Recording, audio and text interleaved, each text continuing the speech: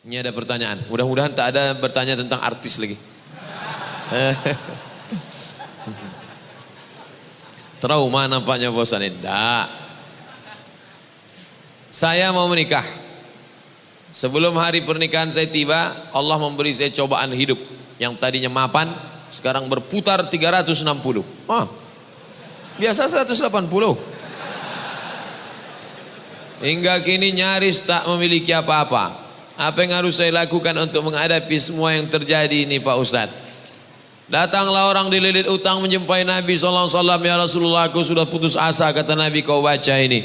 Allahumma inni a'udzubika minal hammi wal hazan wal ajzi wal kasal wal jubni wal bukhul wa dhal'indain wa ghalabatir rijal.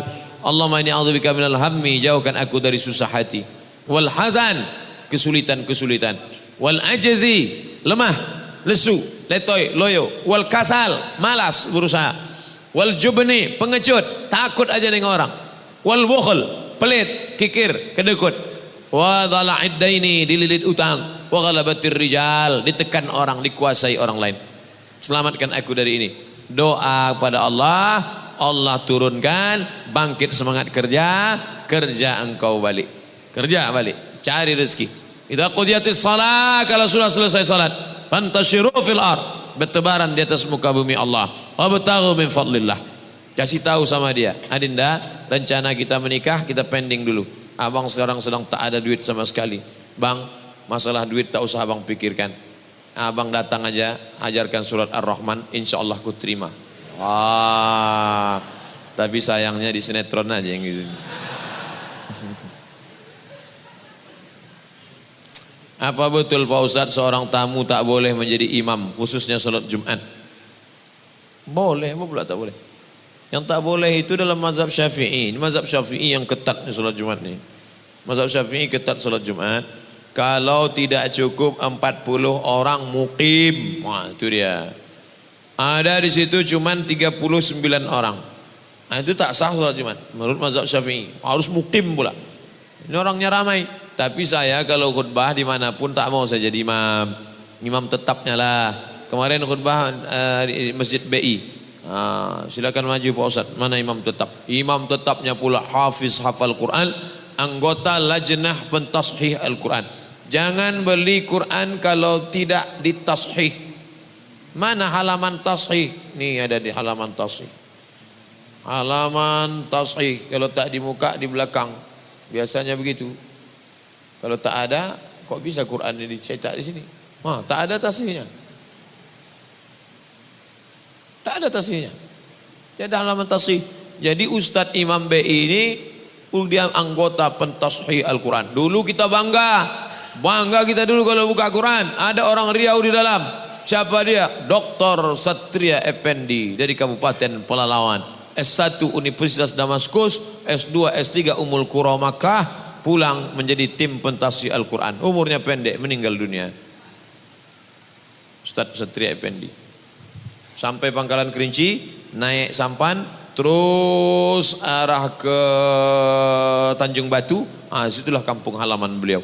Bukan main perjuangan dia sekolah. Naik sampan dari Sungai Kampar ujung sana, terus sampai kemari. Sekolah ke Candung bersama Ustadz Bakhtiar Daud. Barulah ke Suriah Damaskus, barulah ke Makkah. Pulang kebanggaan. Dipendek umurnya, barokah hidupnya. Nah, pentashih Al-Quran. Jadi saya persilakan dia hafiz Quran, beliau maju. Saya khotibnya saja. Ramai jamaah, jadi tak perlu kita ragu. Saya mendoakan Ustaz keluarga sehat, dilindungi Allah siang dan malam. Amin. Ada orang mendoakan kita siang aja. Ini siang dan malam. Lailau wa nahara. Apa hukumnya wanita sedang haid masuk masjid? Perempuan haid tak boleh masuk masjid. Perempuan haid tak boleh megang Quran. Tak boleh dia megang Quran. Tak boleh membawa Quran. Tak boleh buka Quran. Tak boleh baca Quran. Tak boleh tawaf. Tak boleh i'tikaf. Tak boleh puasa. Itulah maka masjid-masjid dulu ada terasnya, ada emperannya. Coba tengok Masjid Baitur Rahman Aceh. Ada terasnya. Masjid Raya Al-Masun Medan dekat Istana Maimun. Ada terasnya. Masjid Shahabuddin Siak. Ada. masjid ini dulu, yang bangunan tua dulu. Sebab pejamkan mata, bayangkan balik masjid tua dulu. Nampak saya terasnya. Ada depan. Ada terasnya dulu. Itu makanya arsitek yang bangun itu mesti paham fikih. Maka perempuan di teras itu dia duduk. Membaca Quran Pak Ustaz, mengulangi bacaan boleh. Ada ibu-ibu anak gadis hafal Quran 30 juz. Satu hari mesti diulang 2 juz. Kalau tak diulang lupa. 7 hari dia beralangan, maaf cakap, maka 14 juz ulang. Cara ngulangnya diam aja. Kalau ada istri bapak diam aja, itu ngulang bacaan Quran.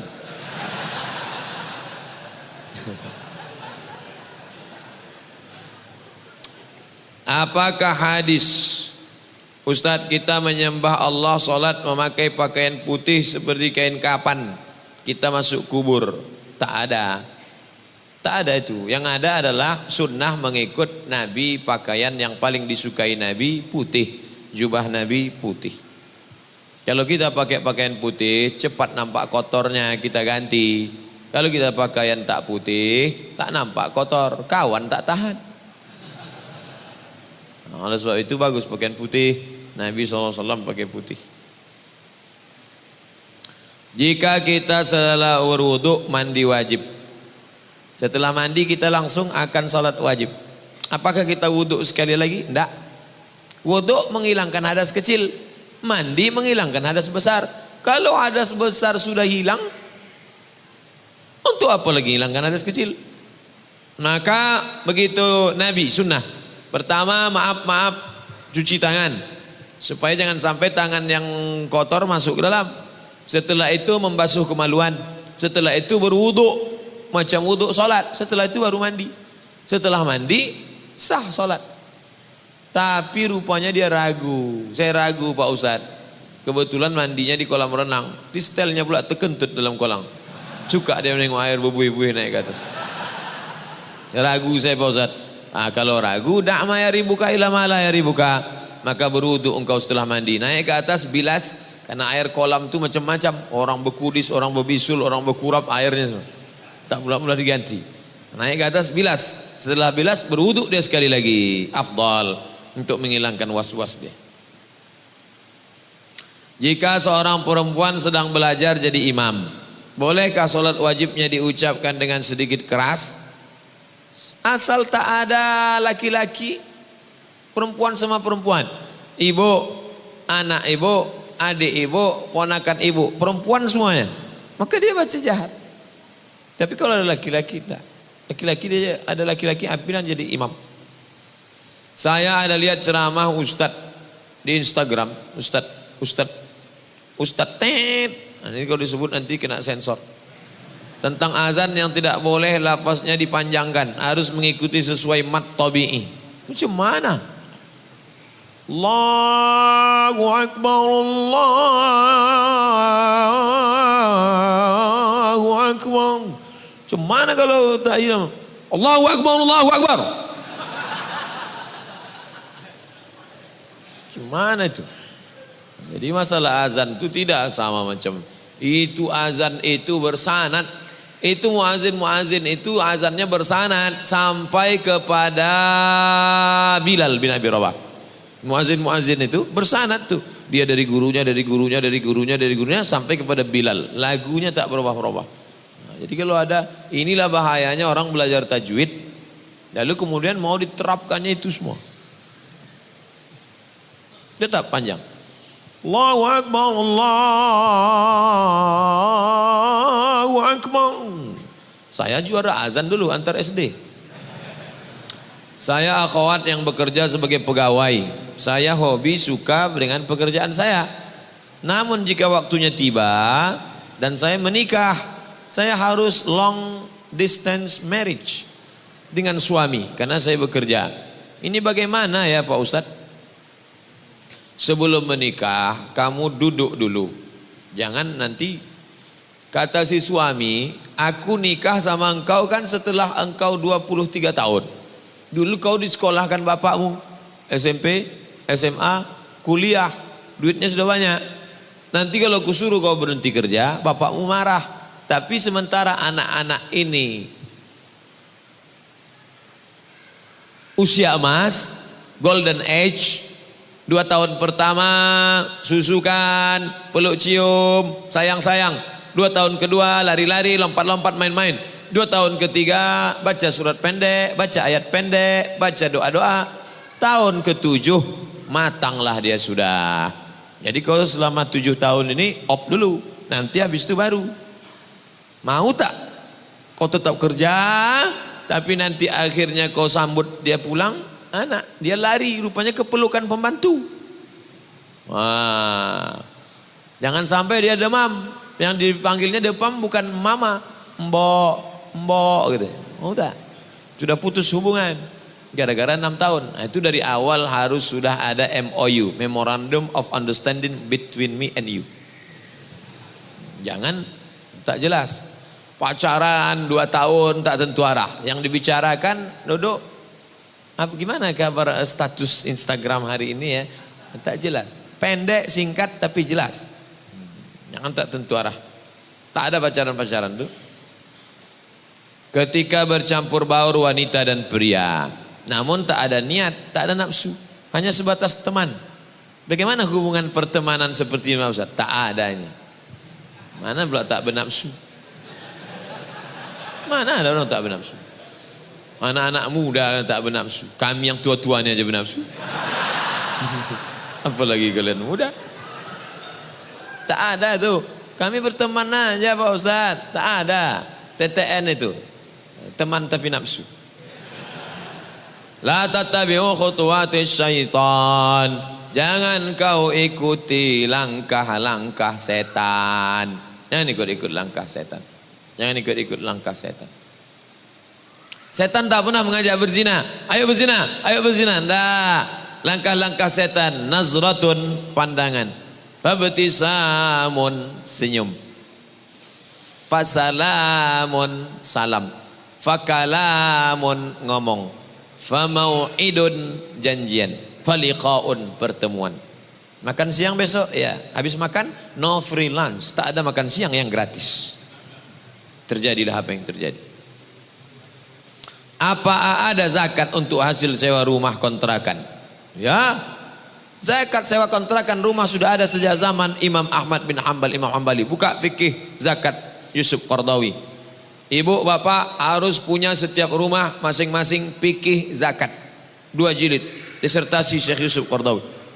Zakat kontrakan.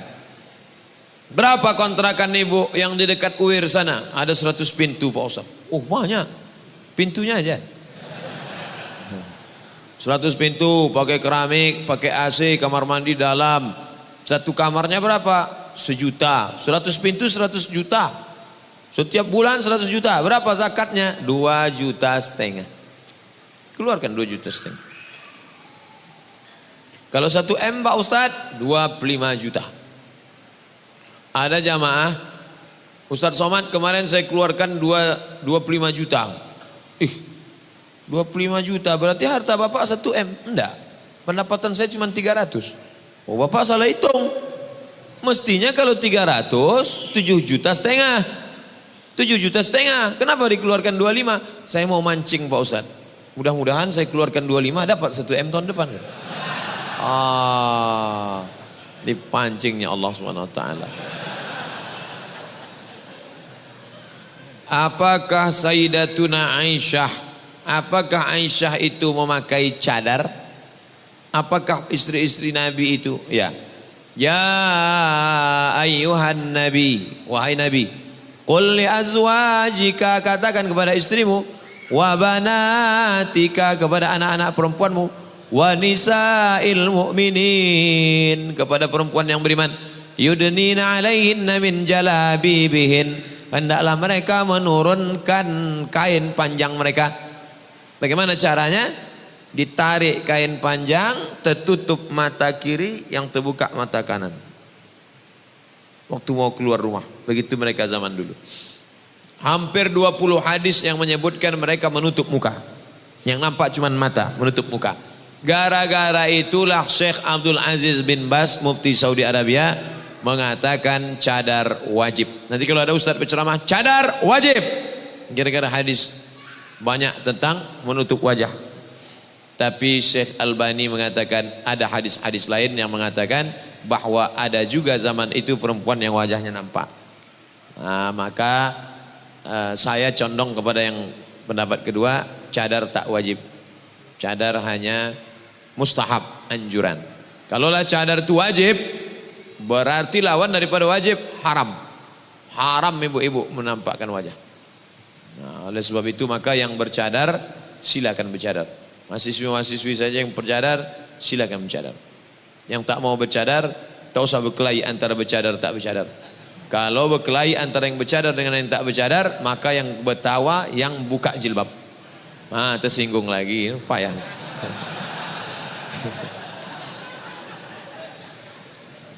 Apa hukum wanita keluar rumah pakai lipstik? Kenapa mesti pakai lipstik? Dipakainya lipstik. Lipstik itu kan pencitraan. Udah jelas bibir itu hitam macam sawo busuk. Dipasang merah. Dipasang merah itu kan pembohongan publik itu. Pembohongan publik. Apa adanya saja lah. Banyak kakak-kakak kita, jamaah-jamaah kita tak ada pakai make up. Tapi orang senang. Kenapa? Yang penting itu inner beauty. Kecantikan dari dalam. Kadang pakai make up kita pula takut nengoknya. Macam musuh Batman. Apakah sama keutamaan solat berjamaah di masjid dengan di rumah? Tak ada solat di rumah. Solat berjamaah di masjid. Solat berjamaah di masjid. Nabi pernah solat berjamaah di rumah, solat sunat, solat tahajud, solat sunat. Ya. Tapi kalau solat berjamaah di masjid, Nabi sampai ketika sakit menggeletar pun ke masjid. Musafir bisa, musafir tanah lapang, gurun pasir, solat. Allahu Akbar, Allahu Akbar, asyhadu an la ilaha illallah, qamat. Allahu Akbar. Pahalanya sama salat berjamaah. Saya pernah melakukan zina, baik itu zina kecil ataupun besar. Bahkan itu berkali-kali saya lakukan. Apakah saya masih pantas diberi maaf oleh Allah? Innallaha la yaghfiru an yushraka bihi. Allah tidak menerima, Allah tidak mengampunkan syirik. Wa yaghfiru ma duna dzalika liman yasha. Allah mengampunkan dosa yang lain. Maka engkau yang sudah terjerumus dalam perbuatan zina, mandi taubat. Niatnya Pak Ustaz, aku berniat mandi taubat. Basah semua macam mandi wajib. Habis itu sesudah mandi taubat, solat sunat taubat. Usolli sunnata taubat raka'ataini lillahi ta'ala. Thumma yastaghfirullah, minta ampun kepada Allah. Astaghfirullahaladzim alladzi la qayyum. Astaghfirullahaladzim alladzi la qayyum wa atubu ilaih. Astaghfirullahaladzim. Banyak-banyak salat, banyak-banyak bersedekah, banyak-banyak sambung silaturahim, teruslah pengajian, istiqomah, teteskan air mata. Minta ampun kepada Allah. At-taibu minadz-dzambi kama la dzambalah. Orang yang tobat macam orang tak berdosa. Lebih baik merasa diri pendosa daripada merasa diri penghuni surga. Alhamdulillah bulan Juli 2017 lalu saya sudah berhenti kerja di perbankan. Tapi bulan Oktober saya masih menerima bonus laba perusahaan tahun 2016. Sistematis masuk rekening. Bagaimana saya mempergunakan uang itu? Serahkan ke kotak Rohingya tadi mana? Keluarkan balik kotak, keluar. Duit riba serahkan untuk masalih ammah, pembangunan MDA, pembebasan tanah masjid, kaum muslimin, untuk jihad. Niatnya bukan niat sedekah, mengembalikan uang umat kepada umat. Begitu kata Syekh Yusuf Al-Qardawi dalam kitab Fatwa Mu'asirah, fatwa-fatwa kontemporer. Bagaimana hukum apabila saya membelikan jubah untuk imam dan pengurus masjid dengan uang tersebut? Boleh, karena masjid masalih ammah, kepentingan umum. Bajukan jubah, gantungkan. Milik umat. Duit itu milik ibu, milik ibu, milik ibu, milik bapak semua. Dibalikkan kepada umat. Ini kan punya umat nih. Wa anal masajida lillah. Masjid itu milik Allah, milik hamba-hamba Allah. Dipakaikan semua untuk umat.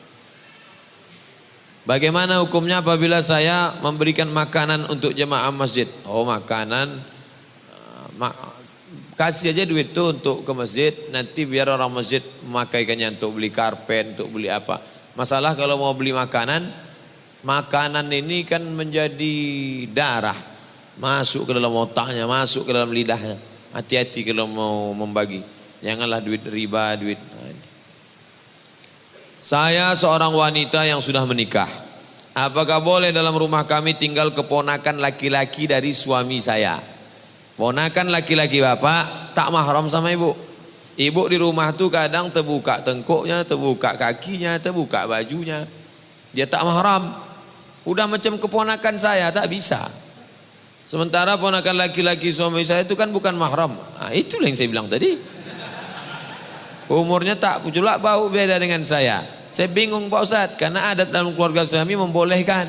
Tak bisa, adat-adat ini tak bisa. Adat besan di syarak, syarak besan di kitabullah. Kalau sesuai dengan kitabullah pakai, kalau tak sesuai campakkan. Bang, ini tak bisa ini bang. Karena Nabi pernah berkata, bagaimana kalau ipar ya Rasulullah? Al-amu al-maut. Al-amu al-maut. Mati kata Nabi. Kenapa mati? Karena kalau berselingkuh istri kita itu sama orang lain, bisa kita ceraikan nikah dia. Tapi kalau sama keluarga kita, maulah kita tikam mati dia. Nah ini, jadi jangan lagi ini ajaran Islam. Saya masalah sholat ikut Al-Quran. Saya sholat ikut Allah, puasa ikut Allah, haji ikut Allah. Tapi masalah urusan mahram ini saya lebih tahu lagi dari Allah. Oh tak bisa begitu. Udkhulu fis silmi kafah. Ikutilah aturan Allah secara nyata, secara komplit. Jangan sepotong-sepotong. Ayah saya sedang sakit stroke di kampung. Saya kerja di sini, di Pekanbaru. Mohon doanya Ustaz untuk kesembuhan ayah saya dan mohon untuk didoakan agar hatinya senantiasa mengingat Allah. Doakan saya juga agar segera menikah. Karena itu salah satu keinginan ayah saya. Nanti kita doakan. Doa supaya ayahnya sembuh, hatinya zikir mengingat Allah dan anaknya di sini pula bisa menikah dan sudah menikah tetap dia ingat ayahnya. Dan sudah nikah tu bininya jadi ingat. Saya doakan semoga Ustaz selalu diberikan kesehatan dan kebahagiaan. Amin. Saya pernah dengar hukum menjawab salam wajib. Salam wajib. Mengucapkan salam sunnah. Menjawab salam wajib. Assalamualaikum. Waalaikumsalam warahmatullahi wabarakatuh. Apa benar kalau kita sedang melakukan sholat sunat di rumah, lalu kita mendengar ada tamu mengucapkan salam, apakah betul kita harus menjawab salam? Tidak. Kita sedang sholat sunat, tetap sholat. Pintu terkunci, istri tak ada, sendiri sholat. Datang tamu buka pintu, datang tamu ngetuk-ngetuk. Assalamualaikum. Allahu Akbar. Assalamualaikum. Sami Allahu liman hamidah. Ini tahu. Apakah berdosa kita berteman dengan orang mencari nafkah? Yang salam mesti dijawab itu sholat sunat kalau emak kita. Itu baru. Mat katanya. Sholat wajib. Nah, itu kita lanjutkan. Tapi kalau sholat sunat, nah, kita batalkan. Hadisnya tentang Juraij. Ya Juraij. Diam aja dia. Ya Juraij. Diam aja dia. Ya Juraij. Tak menjawab. Apa kata emaknya? Allahumma la tumidhu hatta turihi wujuhal mumisat. Jangan kau matikan Juraij sebelum biji matanya menengok wanita tuna susila PSK. Dikabulkan Allah. Tak lama sesudah itu datang pengembala kambing. Perutnya besar. Ditanya, siapa yang menghamilimu? Juraij. Disidanglah. Oh, akhirnya matanya melihat wanita tuna susila. Makanya ibu-ibu kalau marah sama anak, doakan dia yang baik-baik. Hai calon gubernur Riau. Hai calon presiden. Nah gitu. Janganlah mati sebelum wajahmu melihat wanita tuna susila. Ibu doanya makbul. Hati-hati. Apakah berdosa kita berteman dengan orang yang mencari nafkah dengan uang riba? Kalau ya, bagaimana menghindarkannya Pak Ustaz? Sayangnya dia orangnya cukup baik. Antum kalau diajaknya makan, jangan antum makan. Dikasihnya duit, antum ambil, serahkan ke masjid. Alhamdulillah Pak Ustaz, setiap dapat 10 ribu, 15 ribu, kau serahkan ke masjid. Kalau sejuta, itu agak berat sedikit Pak Ustaz.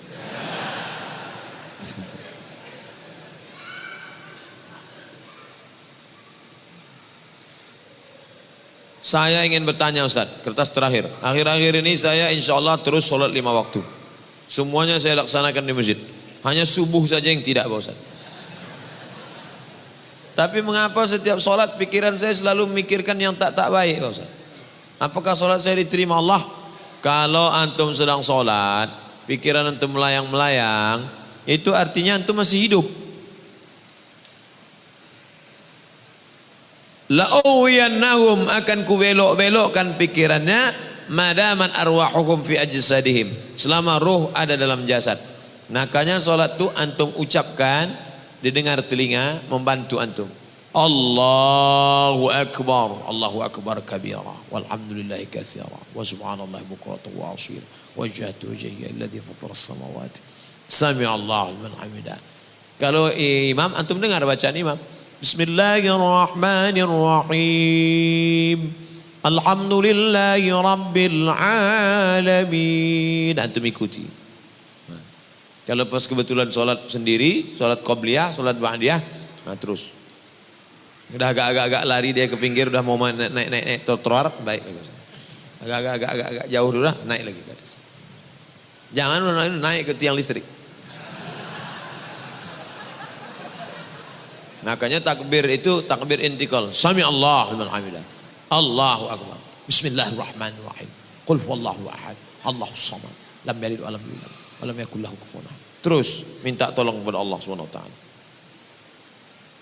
Ustaz, saya baru hijrah. Sekarang saya bergaul dengan teman saya yang banyak diam. Karena itu saya dibilang teman saya enggak punya gairah hidup. Padahal saya gitu hanya untuk menjauh, menghindari apa yang Allah tak suka. Apakah yang saya lakukan sudah betul? Antum sudah betul. Antum betul. Jangan cakap-cakap haram, jangan cerita aib orang, jangan membuat yang tidak-tidak. Min husni islamil mar'i tarkuhu ma la ya'nihi. Kalau mau menengok kualitas keislaman seseorang, tengoklah bagaimana dia meninggalkan perbuatan yang tak penting. Menengok kualitas orang bukan sholat malamnya saja, tapi bagaimana dia meninggalkan yang tak penting. Nah, salah kawan kamu mengejek, ini kawan sudah kehilangan gairah hidup, ini sudah mau mati, ini tak usah dengarkan. Anjing menggonggong kapilah berlari. Semoga Ustaz dalam lindungan Allah, amin. Mau nanya, saya seorang guru, apakah kita berdosa ketika azan kita mengajar? Padahal itu perintah Allah. Namun di sisi lain kewajiban kita sebagai guru mendapatkan gaji. Guru penyusun jadwal dengan murid ini harus sama ngajinya. Kalau gurunya saja yang paham, muridnya tak paham, bersimpang. Muridnya paham, gurunya tak paham.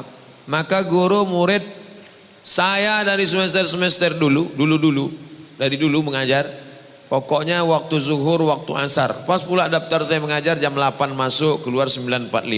Jam 10 masuk, keluar 11.45. Jadi tidak pernah. Tapi semester ini, ya ini semester ini kacau. Lokal sedikit, mahasiswa banyak. Masuknya sampai, ini tak terelakkan lagi. Darurat tingkat tinggi. Lokal sedikit, mahasiswa membludak. Mahasiswa banyak. Nah, tapi kalau normal di sekolah kita, itu tukang susun jadwal harus sesuaikan waktu sholat. Jam berapa sekarang zuhur? Jam 11, jam 12.15, jam 12 keluar. Masuk jam berapa? Jam 1. Yang sore nanti, gitu juga. Asar, sampai asar saja. Sholat asar berjamaah, habis itu bubar. Mesti sejalan antara tiga. Siswa, guru, administrasi, tukang susun jadwal. Mohon dijelaskan siapa itu sufi. Man safa qalbuhu lillah. Orang yang hatinya suci karena Allah. Itulah sufi. Sufi diambil dari kata safa. Safa artinya suci. Suci hatinya. Yang pertama, sucikan hati. Hilangkan takbur, hilangkan sum'ah, hilangkan sombong, hilangkan iri hati, hilangkan hasad, hilangkan busuk hati. Setelah bersih, barulah diisi dengan zikir, tawadhu, qanaah, ridha, zuhud. Itulah sufi. Sufi bukan yang sorbannya tebal. Sufi bukan yang jubahnya 2 lapis. Sufi adalah orang yang membersihkan hati. Walaupun orang yang bersorban dan berjubah ikut sunnah, jangan salah-salahkan. Karena banyak orang-orang tertentu yang menentang ajaran kaum sufi. Padahal sejarah yang saya pahami menyebarkan Islam di Nusantara adalah ulama-ulama yang melaksanakan ajaran sufi. Bagaimana sebaiknya seorang pemimpin? Apakah boleh membuat baliho ucapan selamat Natal? Kalau ada orang nyasar, maka antum panggil dia. Sini. Nyasar ya? Tunjukkan dia. Jalan mau ke Jambi ke kanan, jalan ke Medan ke kiri, karena dia sedang menyasar di simpang bingung. Paling mantap antum kasih tahu dia jalan. Sini jalan. Itu paling mantap. Level yang kedua, diam aja, nengok dia nyasar. Kasihan. Jangan yang ketiga, selamat nyasar. Selamat nyasar. Orang yang mengucapkan selamat Natal itu selamat nyasar. Ketika engkau mengatakan selamat Natal, itu sama artinya tiga. Pertama, engkau mengakui bahwa Nabi Isa mati di tiang salib. Kedua, engkau mengakui bahwa Nabi Isa lahir 25 Desember. Ketiga, engkau mengakui Nabi Isa Trinitas, 3 dalam 1, 1 dalam 3. Ketiga-tiganya tak betul. Laqad kafara alladzina qalu innallaha salisu salasah. Siapa yang mengatakan Tuhan itu 3 dalam 1, 1 dalam 3, maka kafirlah dia. Laqad kafara alladzina qalu innallaha huwal masih ibnu Maryam. Siapa yang mengatakan Al-Masih itu Tuhan, maka kafirlah dia.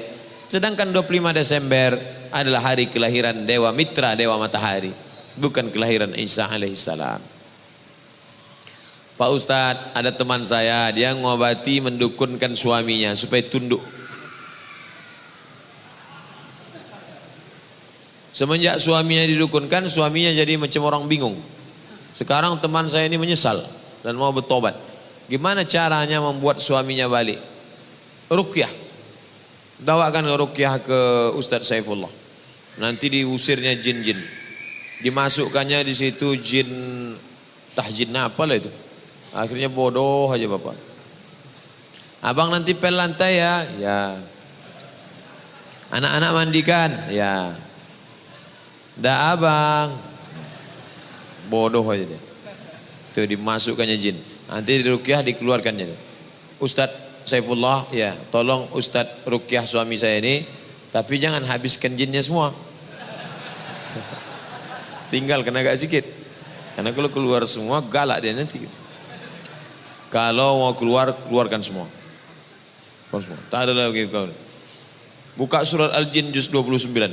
Fariqum minal jinni, fariqum minal insi. Ada sebagian manusia ya'udzuuna birijalim minal jinni. Mereka minta perlindungan kepada jin. Fazaduhum rahaqa. Mereka semakin durhaka kepada Allah. Ayah dan ibu saya pisah cerai. Ayah saya sekarang sudah menikah lagi. Ibu saya pun pula menikah lagi. Ayah dan ibu saya lebih perhatian sama keluarga barunya. Sedang kami ditinggalkan begitu saja, tanpa perhatian dan jarang kasih nafkah kepada adik saya yang masih sekolah. Apa yang harus saya lakukan sebagai kakek?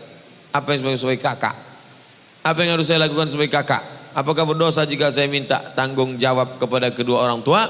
Kalau engkau minta tanggung jawab orang tua, engkau sedang menyelamatkan mereka daripada zalim.